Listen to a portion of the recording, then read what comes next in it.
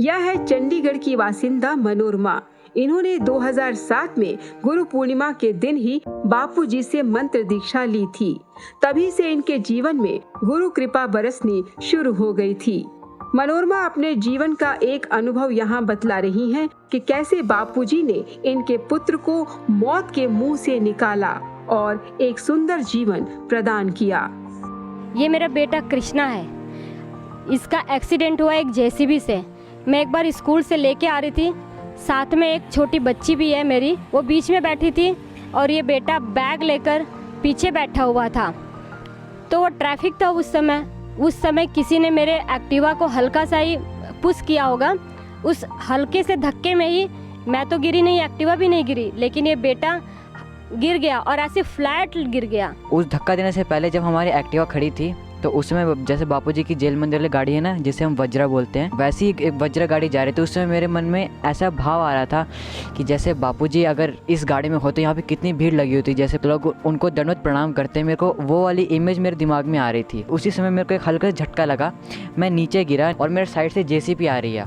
और जब वो टाइम मेरे यहाँ से गुजरा तो मेरे को इतना पेन हो रहा था कि मेरी पेन के कारण दोबारा से आंखें बंद हो गई और मेरे को ऐसा फील लग रहा था कि जैसे मेरा निचला हिस्सा ही मेरे बॉडी से अलग हो गया हो। मैंने अपनी आंखों से देखा कि मेरा बेटा नीचे रोड पे लेटा हुआ है और जेसीबी का अगला टायर जो छोटा होता है वो निकल गया। अब पिछला जो हैवी टायर होता है वो उसके पेट पे चढ़ रहा है। ये टायर कब नीचे उतरे कि मैं अपने बच्चे को उठाऊं।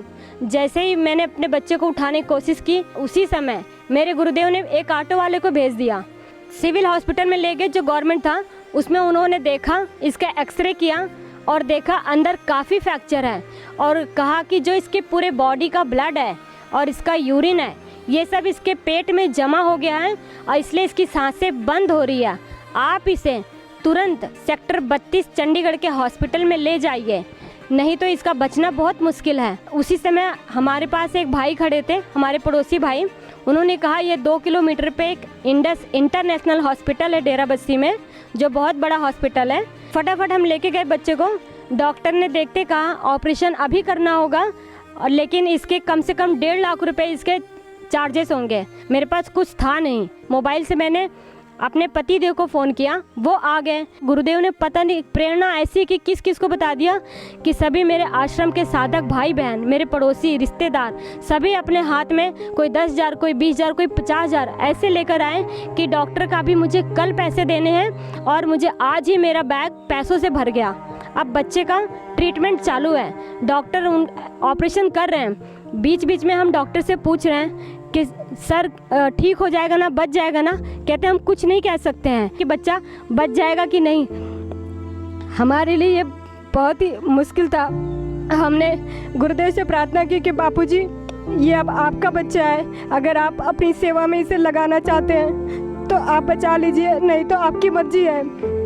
हम सब तो सिर्फ आपकी शरण में हैं, आप देख लीजिए। फिर हमने बापूजी के दिए हुए नरसिंह भगवान का मंत्र है जो अकाल मृत्यु आने पर बापूजी कहते हैं कि कोई बड़ी विघ्न आए तो आप उसे तुरंत जपना, बड़ी विघ्न को टल जाती है। हमने उसी का जप शुरू किया और घर आके हमारे जो साधक बहन हम सब मिलके बापूजी का श्री आशा रामायण पाठ शुरू कर दिया। रात भर हमने वही पाठ किया। 5.5 घंटा ऑपरेशन चला। डॉक्टर से मिले, डॉक्टर ने कहा कि आपके बच्चे के साथ चमत्कार हुआ है। ऐसा किसी के साथ मैंने आज तक ऐसा ऑपरेशन नहीं किया कि अंदर इतने सारे फ्रैक्चर हो, इतने टिश्यू सब खराब हो गए थे कि मैं आपको बताऊं कि डॉक्टर ने उसके सूसू पोटी की सारी थैलियां बाहर निकाली थी। 8 थैलियां लगी थी, उसकी 8 पाइपें लगी थी बाहर, पीठ से लेके आगे तक का। उन्होंने कहा आप देख सकते हो। जब मैंने देखा तो इस बच्चे पे एक अजीब सा, अनोखा सा, एक चमत्कार सा, एक तेज था इस बच्चे के चेहरे पे। तो मैं समझ गई ये डॉक्टर ने ऑपरेशन नहीं किया है, मेरे गुरुदेव स्वयं ही आए थे उस ऑपरेशन को करने और ऑपरेशन सक्सेसफुल हो गया। इसके बाद दूसरा और तीसरा 2 ऑपरेशन भी हुआ, एक थैलियाँ कम हुई। तीसरा ऑपरेशन इतना क्रिटिकल था कि वो डॉक्टर ने कहा कि इस हॉस्पिटल में भी ये डॉक्टर अवेलेबल नहीं है। उन्होंने पीजीआई रेफ़र कर दिए। पीजीआई में डॉक्टर ने ट्रीटमेंट किया, लेकिन उसके पहले इन्होंने जितना ट्रीटमेंट किया हुआ था उस सारे ट्रीटमेंट का लगभग 12 से 13 लाख रुपए खर्च हुए हैं। आप बताइए, जिसके अकाउंट में 10,000 भी नहीं था उसने 12 से 13 लाख रुपए खर्च किए, और वह भी बिना मांगे। ये गुरुदेव की प्रेरणा से बिना मांगे मुझे इतने सारे पैसे मिल गए, और आश्रम से मुझे इतना भाई बहनों ने मेरी मदद की, मेरे रिश्तेदार पड़ोसी सब ने मदद की। मैं सभी को सोचती हूँ मेरे बापू के रूप में सब आके मेरी मदद कर गए। मुझे तो बापूजी ने रोने ही नहीं दिया, लेकिन मैं रोई क्यों पता है? मैं अपने दुख पे नहीं रोई। मेरे बापूजी ने इतनी कृपा की कि उस कृपा पे मुझे आंसू आ गए कि मैं जिस लायक हूँ भी नहीं, मेरे बापू ने इतनी कृपा की। इतना कृपा कर सकते, इतना ख्याल रख सकते हैं कि बच्चे की जान भी बचाई और साथ में पैसे की व्यवस्था भी कर दी।